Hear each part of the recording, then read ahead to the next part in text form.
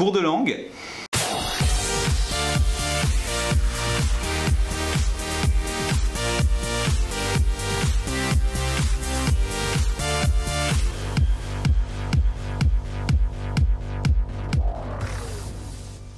Hey, salut tout le monde, c'est Jérémy de Monsieur Jérémy. Vous allez bien? Aujourd'hui, c'est le cours de langue. Sous-entendu, on va parler de oral sex. Pourquoi j'ai décidé de faire cette vidéo? Tout simplement parce que je commence à en avoir ras-le-bol d'entendre autour de moi mes amis IES me dire c'est pas grave, on fait comme ci, on fait comme ça, ou pire, entendre des mecs me dire ma copine veut pas me sucer, ou j'ose pas sucer mon mec, ou ainsi de suite.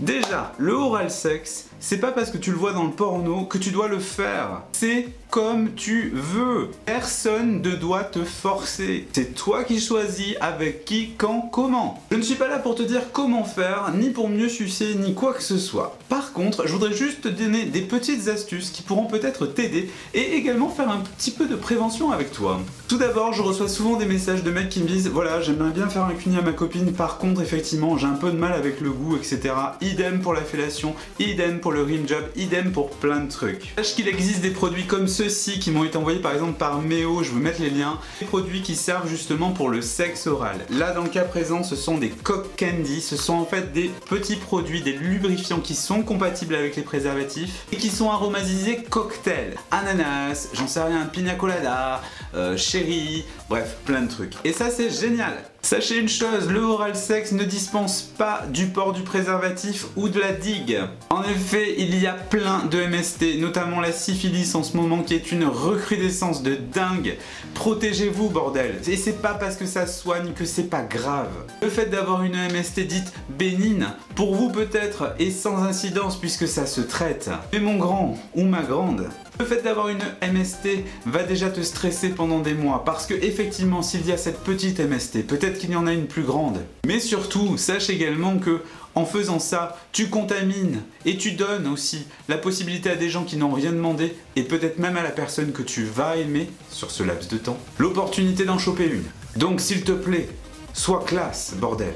Bien, on commence. La fellation. La fellation, c'est le fait de mettre un pénis dans une bouche. Tu l'auras compris, tu dois mettre un préservatif ou tu dois faire mettre un préservatif à cette personne-là. Pourquoi? Tout simplement parce que lorsque tu as un rapport bucco-génital, eh bien effectivement, il y a une émission de sperme, de liquide préséminal qui peut contenir des bactéries et des virus. Revenons maintenant sur la notion de plaisir. Pour faire une fellation, c'est très simple, il te suffit d'insérer et de tourner.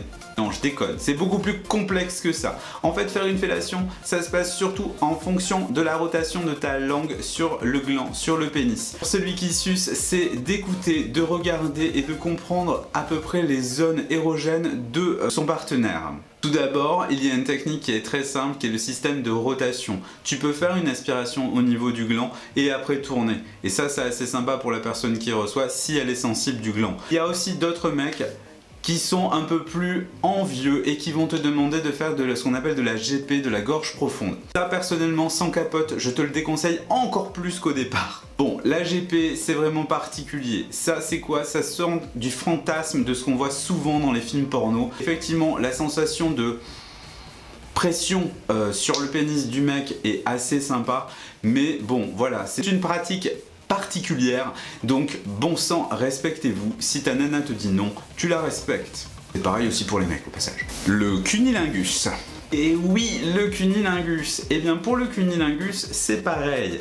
N'hésite pas à mettre un préservatif coupé en deux si tu le souhaites, ou à acheter ce qu'on appelle, je crois, une digue ou une gouttière que tu vas passer sur le vagin de ta compagne. C'est aussi pour cette raison que la plupart des gels que j'ai présentés auparavant peuvent venir t'aider et t'apporter un mieux-être. Là c'est pareil, il faut vraiment que tu regardes et que tu écoutes ta nana. Regarde-la, écoute son souffle, écoute comment elle réagit, regarde comment elle bouge. Ne sois pas brusque au départ, surtout si tu découvres ta partenaire. N'oublie pas une chose, si tu es barbu comme moi, ça peut être très irritant. C'est aussi pour cela que n'hésite pas à faire le signe du V pour justement faire un coussinet. Ensuite, sur un autre point, j'aimerais aussi te dire que tu es équipé d'un rabbit. Tu ne t'en rends pas compte, mais ceci est une arme qui peut aller stimuler le clitoris. Ne l'oublie pas. Le rim job ou l'anulingus.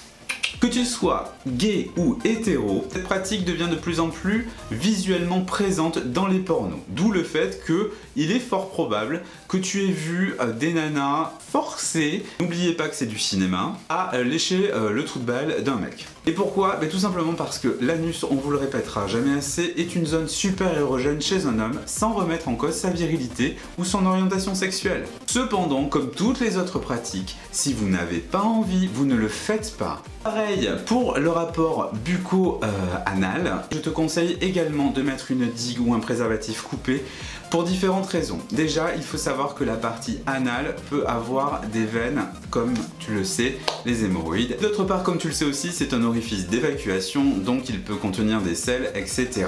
Donc, prévention. Pour l'anulingus, tu peux juste effleurer les zones, ça peut être super sympa. Tu peux également faire de l'insertion avec ta langue si tu le souhaites. Pareil, écoute ton partenaire, vois comment il réagit. L'anulingus peut être aussi une très bon préliminaire pour un couple gay ou même hétérosexuel qui va pratiquer la pénétration. Ça peut mettre en forme, ça peut détendre. Et encore une fois, écoute et regarde ton partenaire. Le leaking, le léchage est un truc super. Ça permet de découvrir le corps de ton partenaire et ça va te permettre aussi de découvrir les zones érogènes sur ton ou ta partenaire. Les tétons chez l'homme sont une zone super érogène. Tu peux mordiller, tu peux simplement lécher. Les flancs aussi peuvent être une zone érogène.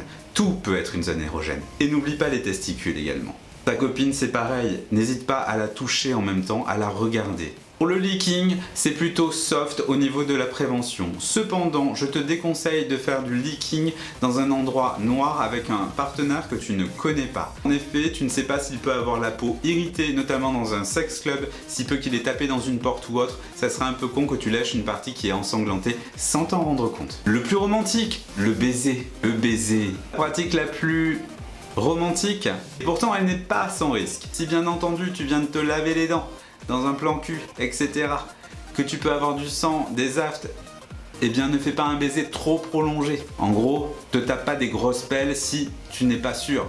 Préviens toujours ton partenaire. Le baiser, il existe aussi des choses qui sont parfumées. Tu peux mettre également des cosmétiques comestibles, des lipsticks ou autres, qui sont avec un parfum. En parlant de lipstick, pour ceux aussi qui se font sucer et qui mettent effectivement un préservatif, n'oubliez pas qu'un rouge à lèvres contient de l'huile, de la graisse et donc ceci peut altérer le latex. Donc pensez bien à changer de préservatif avant d'avoir une pénétration. Sur ce, je vous dis au plaisir, léchez, embrassez, aimez-vous, mais protégez-vous et ne vous laissez forcer par personne.